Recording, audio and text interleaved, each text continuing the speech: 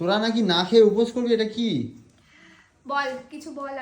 আমাদের বাড়িতে নিয়ম হচ্ছে যে আমরা কিছু না খেয়ে উপোস করতে পারবো না, মানে কিছু না খেয়ে বলতে মানে ওটা কি বলে না, তুই যেটা করিস ভুলে গেলাম, নির্জলা উপোসটা করা যাবে না আমাদের মধ্যে। আচ্ছা একবার কিছু খেতে হবে, মানে আচ্ছা, মানে কিছু হলেও পেটে দিতে হবে, তাই তো? হ্যাঁ, কিছু জল বা কিছু তুমি যা কিছুই খাও, যেহেতু সারা রাত পুজো হবে, কালকে সকাল হয়ে যাবে পুজো হতে হতে, তো এনার্জির জন্য মা দিয়েছে ফল আর সিন্নি দিয়েছে একটু, যাতে তোমরা এত এনার্জি পাস যাতে।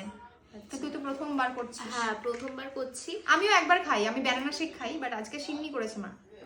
আবার তো দেখি কি মানে লোভ লাগছে, বল লোভ লাগছে। না লোভ না, অলরেডি 6টা বেজে গেছে আর আমরা মানে সুমির বাড়ির ভগবানের ব্যথায় আমরা জল ঢেলে দিয়েছি অলরেডি, ঠিক আছে? অলরেডি আমাদের পুজো কিন্তু হয়ে গেছে, কিন্তু আমরা 4 প্রহরে থাকবো, তখন পুরো একদম টোটালি অফ খাওয়া।